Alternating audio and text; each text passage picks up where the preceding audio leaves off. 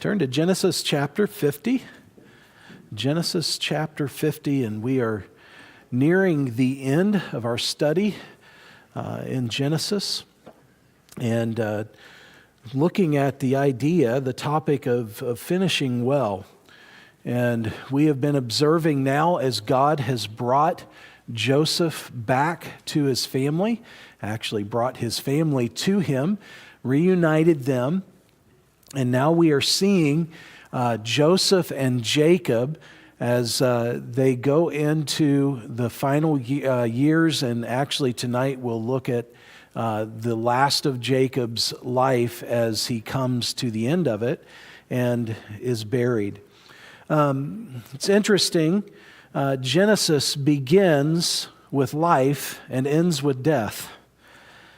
In fact, in chapter 50, we actually see 3 burials. 2 are literal and 1 is figurative. We're going to look at one of those burials tonight, but all of them are important. But really, the final chapter of Genesis is not ultimately about death. It's about grace. It's about faith. It's about forgiveness. It is about finishing well. And Jacob and Joseph both demonstrate that we can finish with faith. We can finish with forgiveness. And we can finish with hope in God's promises. Not because we live perfectly, but because God remained faithful and gracious throughout their imperfect lives. The truth is, God's people repeatedly fail. We all fail. Yet God's grace continues moving the story forward.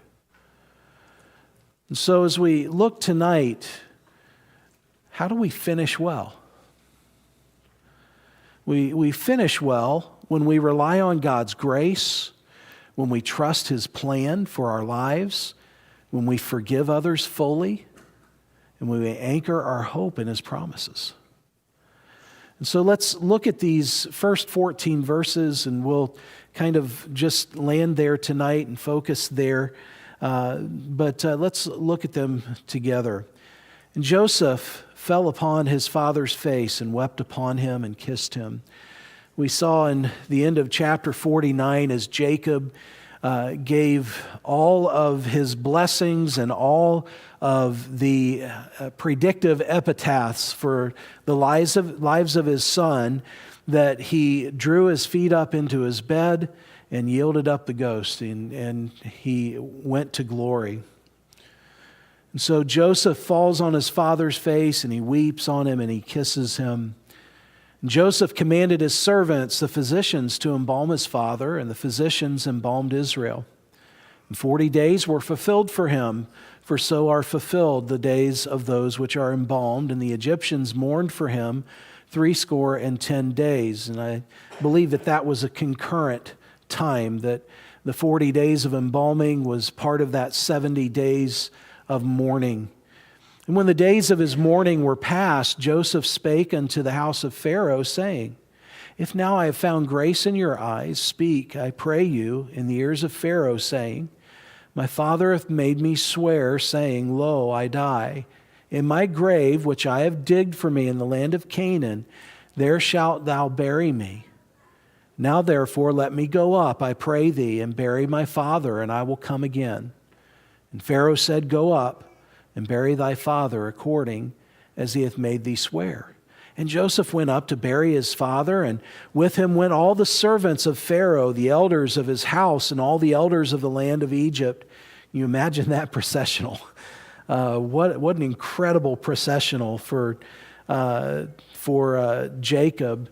I can't even imagine what that was like. I've seen processionals. I think the most recent Massachusetts highway patrolman that gave his life in the line of duty, just a miles-long processional. And that's what we're looking at with Jacob, miles and miles. People who were honoring Joseph and his father. And and all the house of Joseph and his brethren and his father's house, only their little ones and their flocks and their herds they left in the land of Goshen. There went up with him both chariots and horsemen, and it was a very great company. And they came to the threshing floor of Atad, which is beyond Jordan. There they mourned with a great and very sore lamentation. And he made a mourning for his father 7 days. And when the inhabitants of the land, the Canaanites, saw the mourning in the floor of Atad, they said, "This is a grievous mourning to the Egyptians." Wherefore the name of it was called Abel Mizraim, which is beyond Jordan. And his sons did unto him according as he commanded them. For his sons carried him into the land of Canaan and buried him in the cave of the field of Machpelah, which Abraham bought with the field for a possession of a burying place for Ephron, from Ephron the Hittite before Mamre. And Joseph returned into Egypt, he and his brethren, and all that went up with him to bury his father after he buried his father. As we look into this tonight, I want us to look at God's grace as he works in Jacob's life and Joseph's life. And we're going to look at Jacob's death and burial tonight. And it's not always fun to talk about the topic of death. In fact, we live in a society that kind of just shies away from it. There used to be a day, and maybe some of you can remember, or maybe some of you know some that still refer to it this way, but there was a gathering place in the home. It was a room where people gathered and spent time together, and in the olden days, they used to call it something in particular. Do you remember what they used to call it? The parlor. Now, the parlor, it was a gathering place. People met there. But do you know what else happened in the parlor? Yeah. When someone in the family would pass away, they would prepare the body, and the body would lay in state in the parlor. And people would come, and they would visit. And it was a very common practice before we began having funeral homes, and often we call them funeral what? Parlors, right? But isn't it interesting that the name of that room changed? And what do we call it now in a house? A living room. Why is that? Because we live in a society that doesn't like to face death. We don't like to deal with death. Now, can I just say this as we go through this, because we're going to talk about death. We're going to pull some practical lessons out of this. We're going to talk about grief. But can I just say this? Don't be afraid to deal with death, to talk about death, especially with your family and with your children. That's not always an easy thing for them to navigate. I can remember as a 5-year-old boy that I was extremely close to my dad's mother, my grandmother.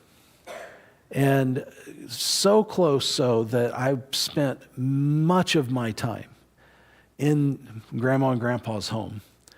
And I'm thankful to God for that, because he was gracious in that aspect. We had no clue that Grandma was going to die in 1978 at 56 years old.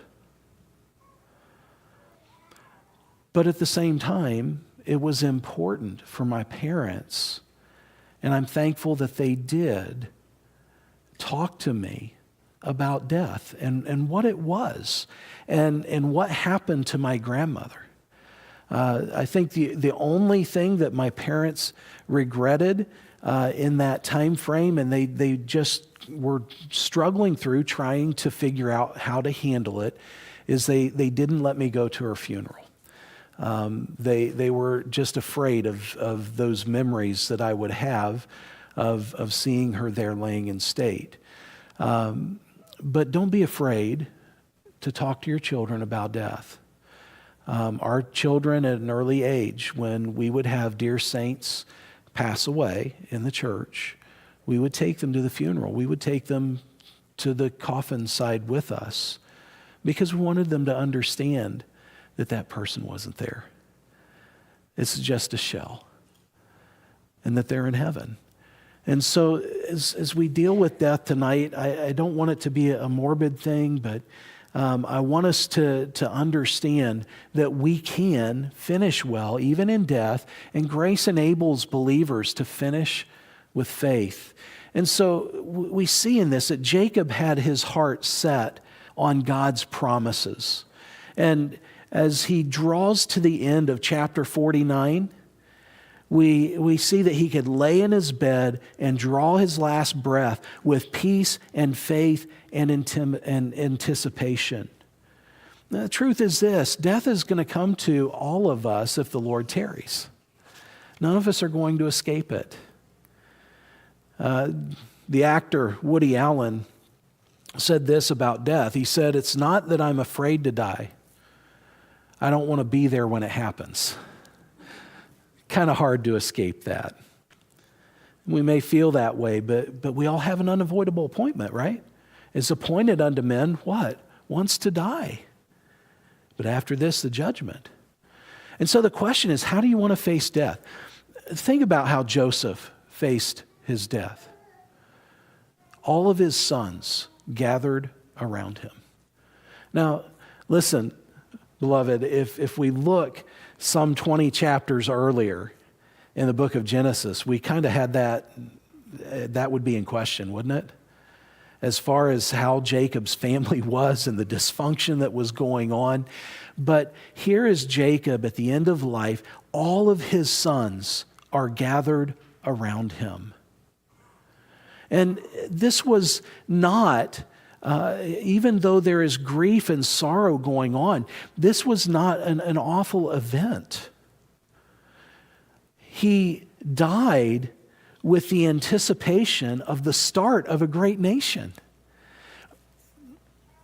Can I just say this? Is when we deal with our families, when we interact with our families and the relationships that we have, and we come to a place of death, the greatest thing that can happen is that we have worked hard in our families and we've maintained those relationships and we're all gathered around.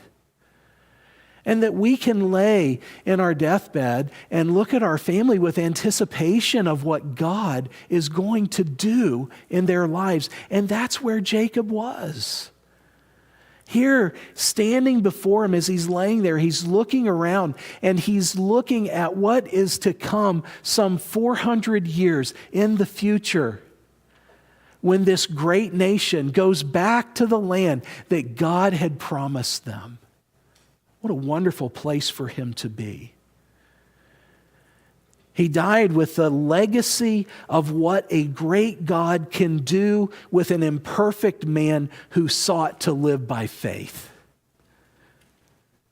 And as his family is gathered around, and we know the dysfunction that existed there, God did an incredible work. This imperfect man allowed God to work in his life and to shape him and mold him and to mold his family.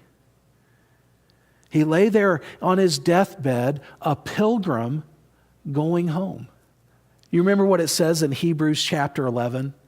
It says, "These all died in faith, not having received the promises, but having seen them afar off, and were persuaded of them, and embraced them, and confessed that they were strangers and pilgrims on the earth. For they that say such things declare plainly that they seek a country."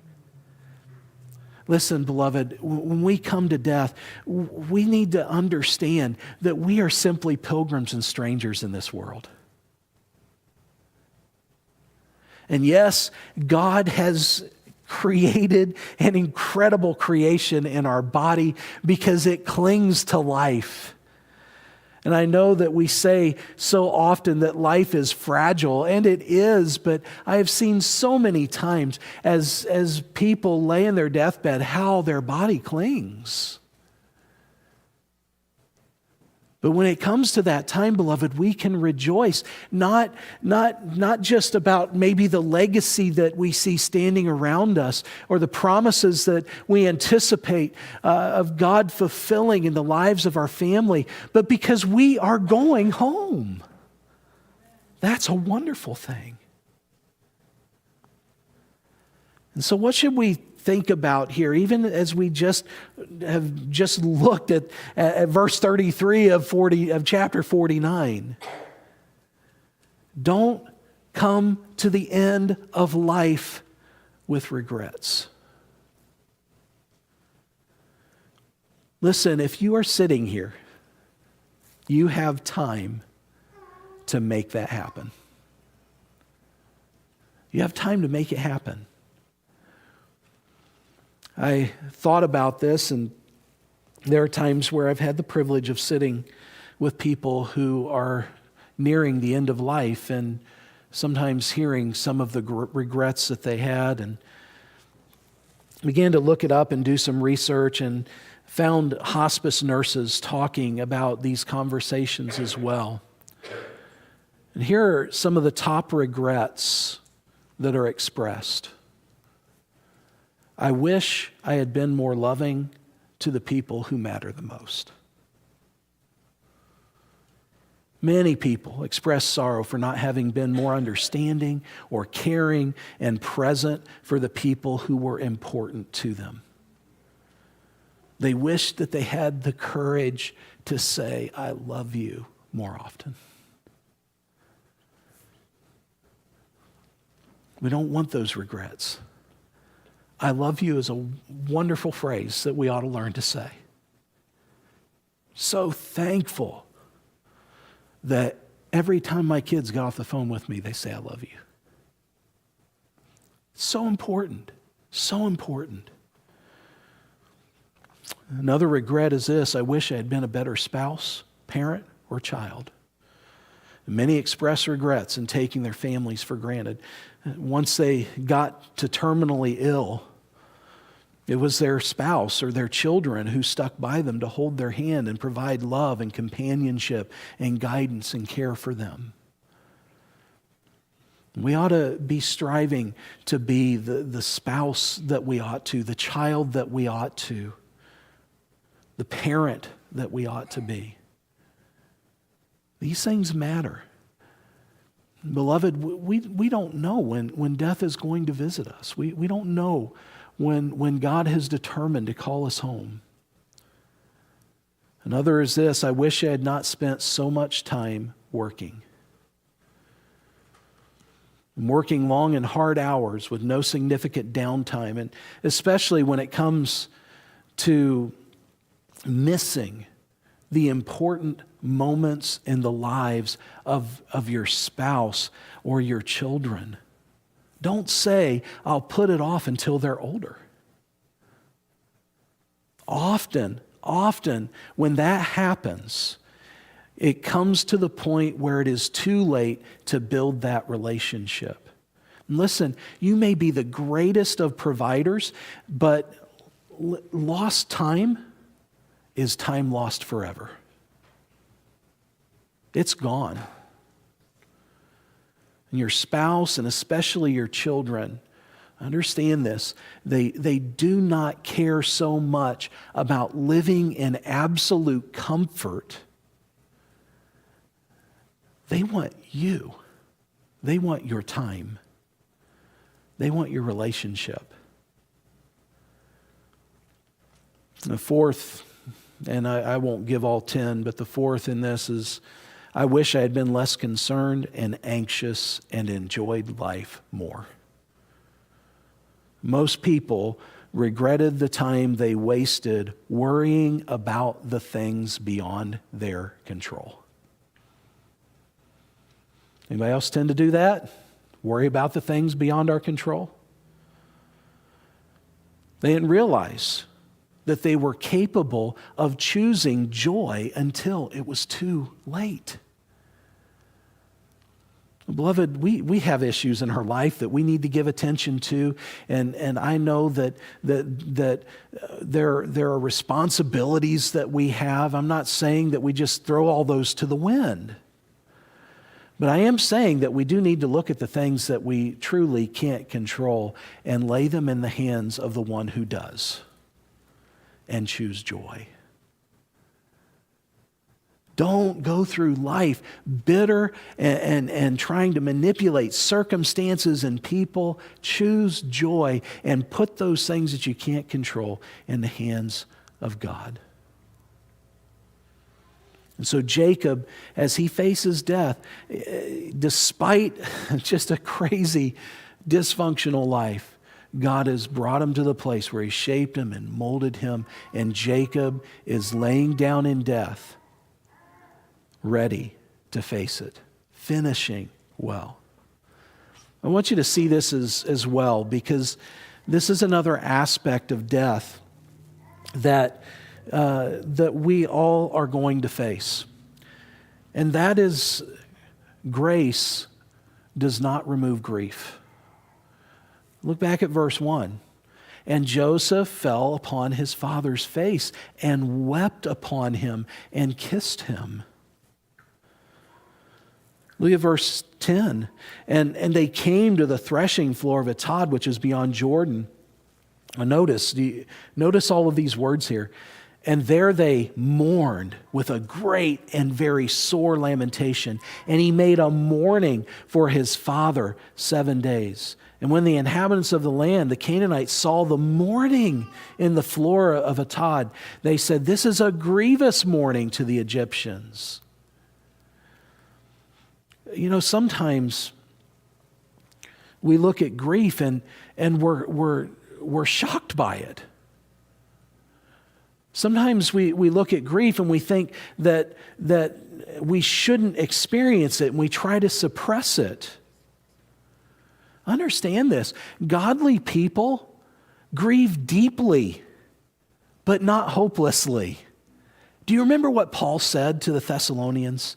"But I would have you not to be ignorant, brethren, concerning them which are asleep, that ye" what? "Sorrow not, even as others which have no hope."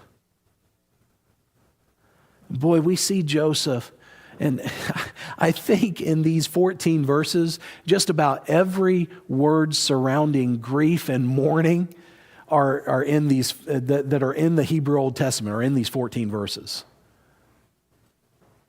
Joseph falls on his father and he weeps, and the idea is to mourn deeply, deep emotional sorrow. We see this word mourning over and over again. In fact, I believe I counted like 4 or 5 different iterations of it. But it's the idea of expressing grief and lament with audible sorrow. It touches the funerals and the ceremony that accompanies it. And it's not something that was quietly done. It was very visible. It was vocal. This was a massive funeral. This was a massive mourning that took place in Egypt and in Canaan.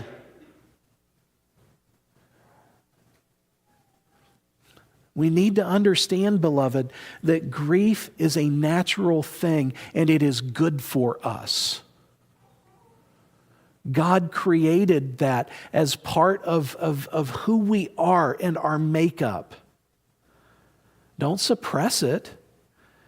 Don't push it away. I think sometimes we still have the impression, even though we don't see him in the advertisements, of the Marlboro Man. Anybody old enough to remember those advertisements of the Marlboro Man? The cowboy with the leathery tan skin. We won't say what he was putting in his mouth, but he was tough and thick, and he was a man who wouldn't cry. And I know that we have that impression many times. We think that if we grieve, that somehow that is equated with weakness. Here is the second highest leader in the land of Egypt. And what is he doing? He is weeping. He is grieving. His brothers are grieving. The nation is grieving.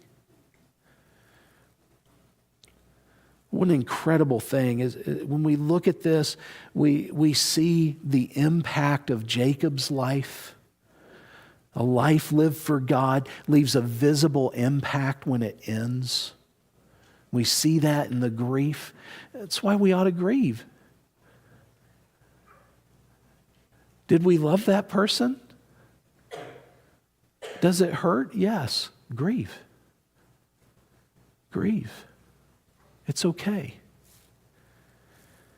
Grace can redeem a broken beginning into a faithful ending. We see that in Jacob's life. And it affects the legacy we leave behind. God uses those people who pass before us in death to affect our lives. Grieve. It's okay. It's okay to shed tears. It is okay to feel that in the pit of your stomach. Think about this.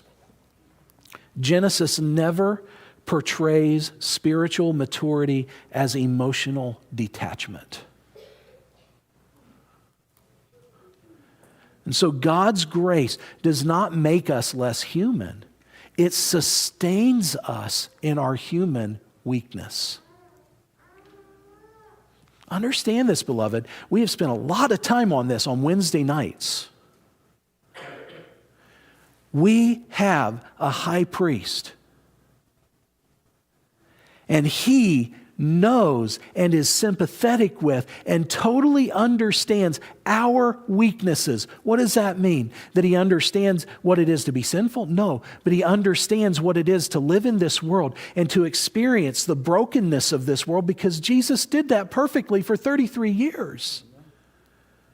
And he walked away victorious, making him the perfect high priest.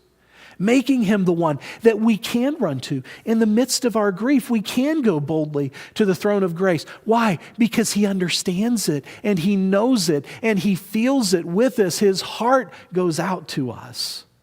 It's okay to grieve. That's God's grace. Depend on his grace as you go through grieving. Joseph's tears reminds us that grace does not eliminate pain, but grace carries us through the pain. And we can grieve deeply, beloved, and still trust completely. We can still trust. We can still look forward to that day when we will be reunited with that one in faith. We can trust completely a high priest who knows what we are going through and who will carry us through that. And people finish well when God's grace sustains them through sorrow instead of bitterness.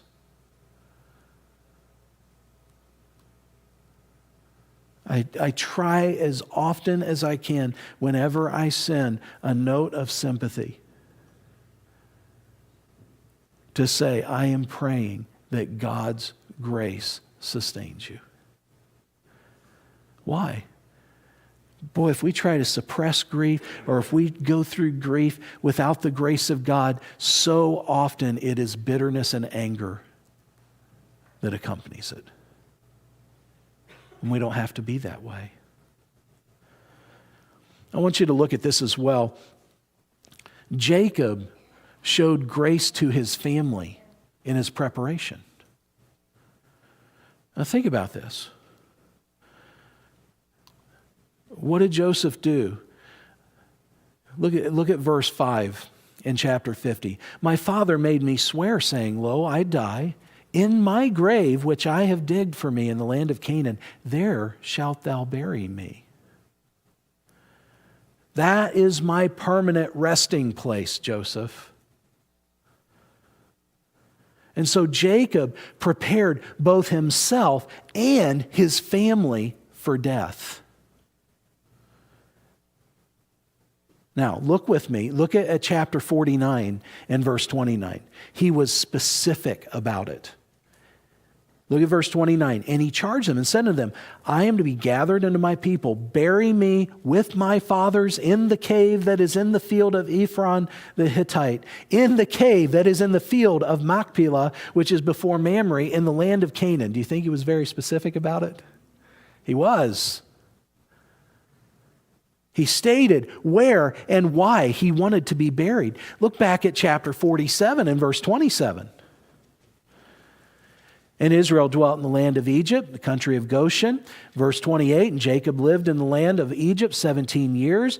Verse 29, the time drew nigh that Israel must die. And he called his son Joseph and said unto him, If now I have found grace in thy sight, put, I pray thee, thy hand under my thigh. He was making him swear, I will carry out what you are asking of me.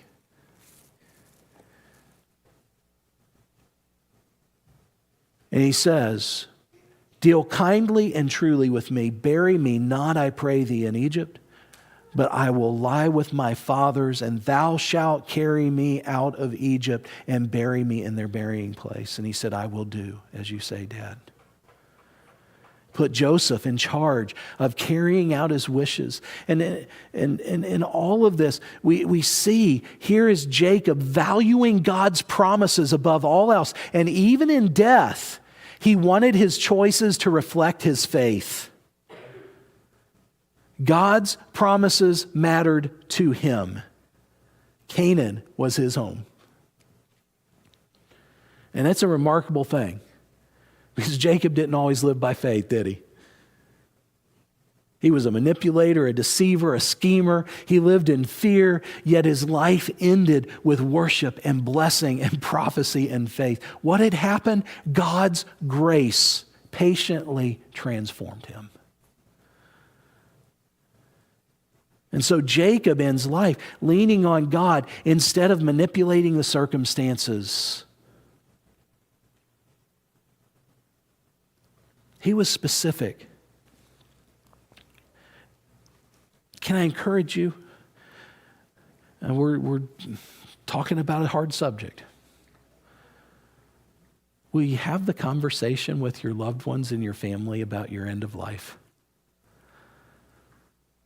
You're saying, oh, Pastor, you're too practical here. No, I'm not too practical. I've watched this happen so many times where people don't talk about it. Family members don't know what to do. They come to death unprepared. Talk about it. If you need help with it, I actually have a sheet to help you plan. You say, Pastor, that's morbid. No, it's not. It's good for you. In fact, there are several of our church members who have come to me and filled that out and given it to me and taken a copy home and shared it with their family because they want their families to know how they want to be treated in death. Nothing wrong with it. In fact, I have some printed off just in case you would like one. But talk about it with your family. Prepare for it.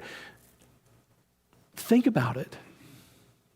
That's not fun. No, it's not. But you know what? It's kind and it's good to your family. And Jacob was specific. He was intentional. He told Joseph and all his sons what he wanted. This is what I want. This is where I want to be. This is why I want to do it. And he was prepared. The place of the burial was in their possession, purchase already made. Not always easy to prepare that way, but do everything you can to do that.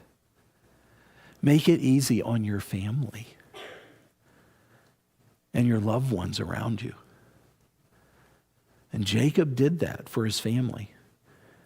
And you know what? I believe Joseph and his brothers appreciated it, and we'll stop as we look at this final thought. Won't look at that final thought. We'll look at this one.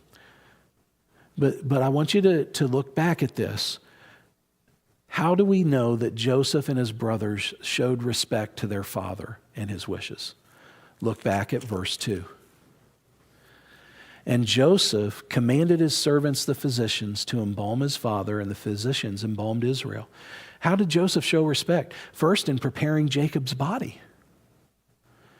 He didn't bury Jacob quickly, but embalmed his body because there was going to be a journey back to their homeland. And he treated Jacob's body with dignity. Sometimes we get to the end of life, and it's easy for us to try to jade ourselves for what is to come in the life of loved ones.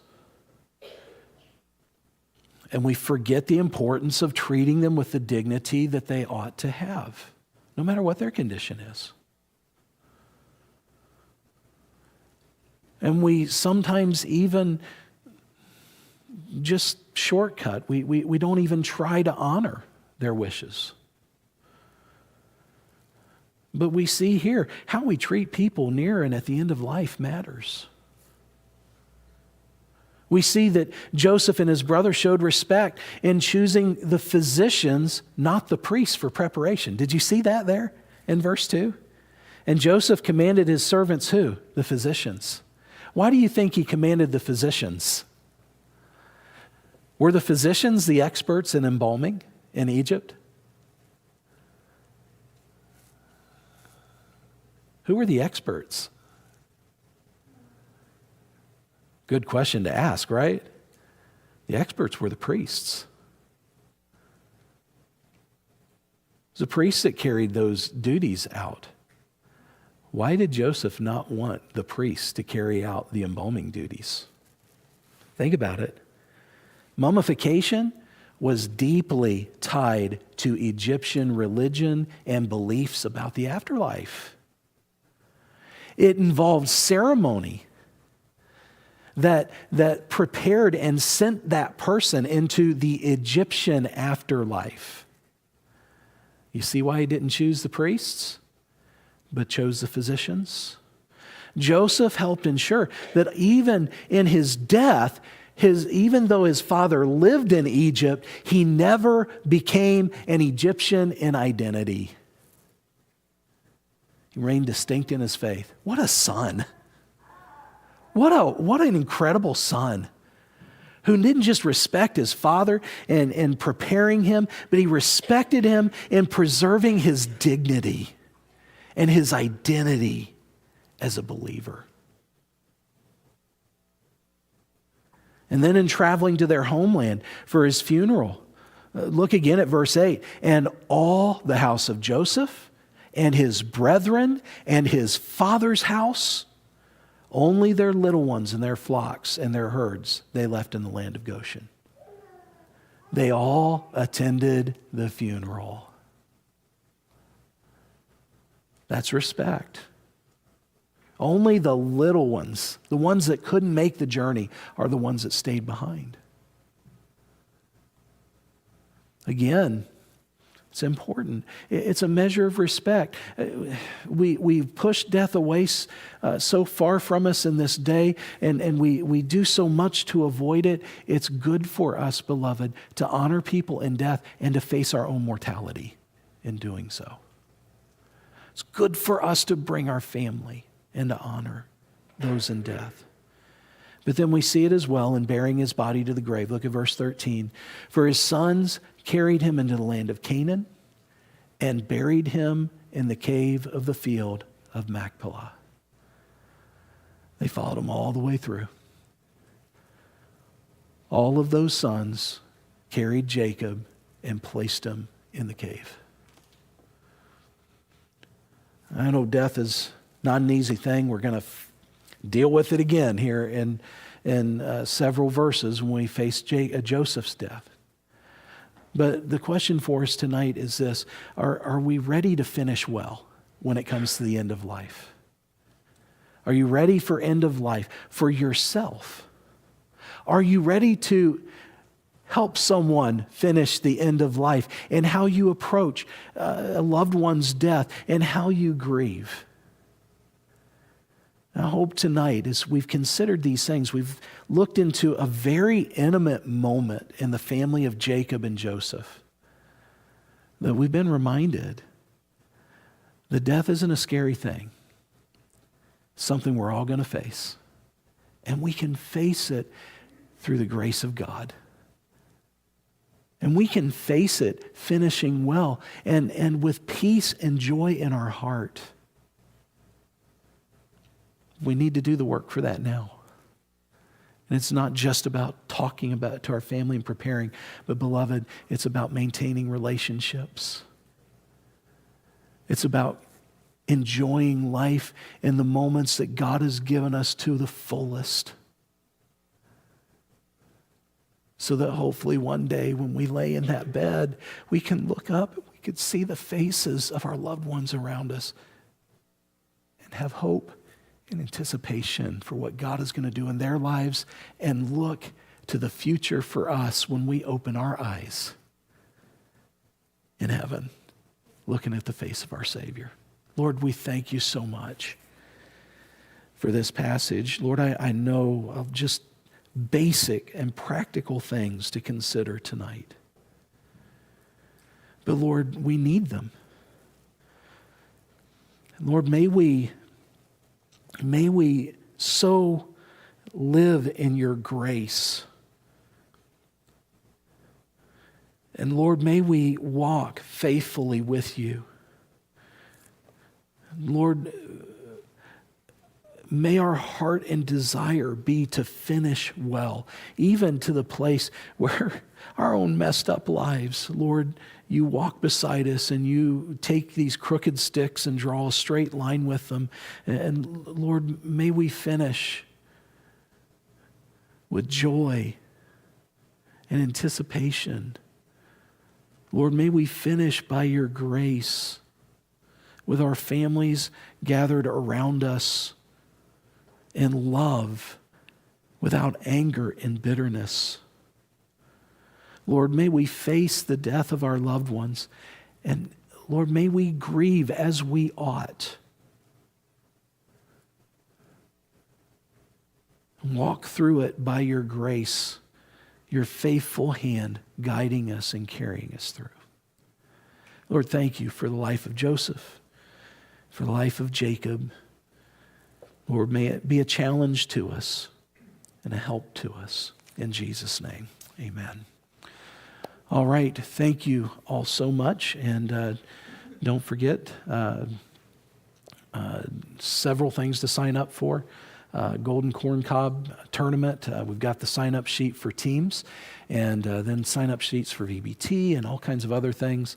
I know it's warm in here tonight, and thank you for being patient. We're trying to figure out why the blowers aren't blowing, so make that a matter of prayer, and maybe we'll go lay hands on the blowers, and God will just make them spin again. I don't know.